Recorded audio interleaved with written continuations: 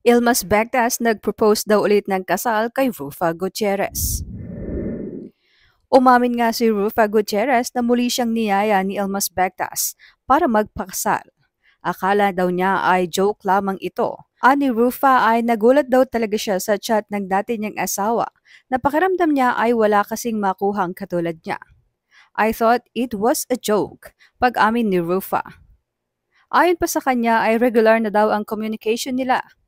Sabi ko, is this a joke?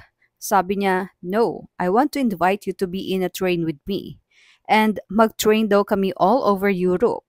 So sabi ko, totoo ba to or baka he's planning my murder on the plane or train? Pagkukwento ni Rufa sabay tawa ng malakas. Ngunit ayon kay Rufa ay hindi siya pumayag kaya naman sinabi na lang daw ni Ilmas na dadalaw na lang siya sa Pilipinas. Sabi ko, okay, you are welcome to visit in the Philippines. Ayon kay Rufa ay nagsimula raw maging maayos ang lahat sa kanila ng dati niyang asawa nang dalawin ng mga anak niya sa Turkey, ang kanilang ama, na matagal nilang hindi nakita. And I'm very happy na they are more at ease, parang yung pain na nakita ko nasa heart nila for how many years na wala. I'm just so happy for my daughters because they now have personal relationship with their dad. Kami rin ni Ilmas, okay din kami. Minsan nagkakabiroan pa kami. Nagpapadala rin siya ng pera, so happy kaming lahat. Oo, regular ang communication namin with him. Natanong naman si Rufa kung si Ilmas na nga ba ang nagso-shoulder sa mga gastusin sa pag-aaral ni Lorene.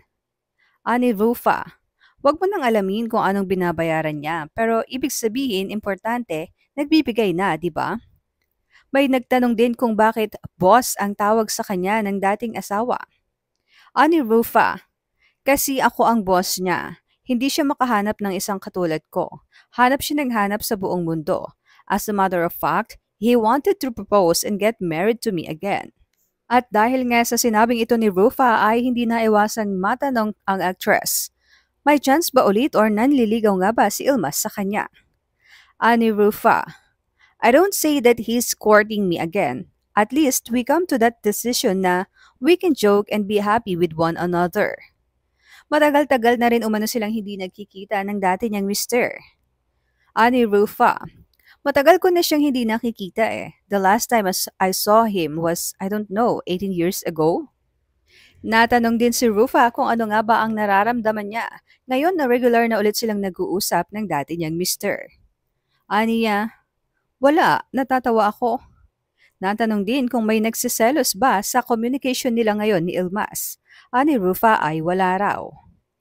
Kagaya umano ni Rufa, hindi pala ikinasal ulit sa kahit sinong babae si Ilmas, kahit na ang tagal na umano nilang hiwalay.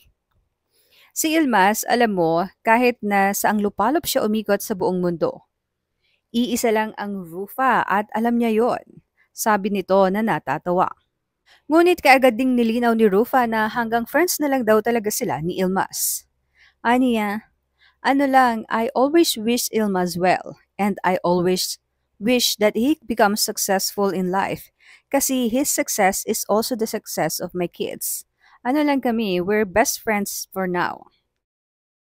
Ayon kay Rufa, kasalukuyan daw ay masaya at peace siya. Wala akong stress, walang nawawala sa gabi na kailangang hanapin mo pa at wala ring nagbibigay sa akin ng, oh, nasan ka na? Anong oras ka uuwi? Ayoko ng ganon. My gosh, I'd rather be alone than be stressed. Happy ako sa life ko ngayon, thank you Lord. Steady lang lahat, walang problema.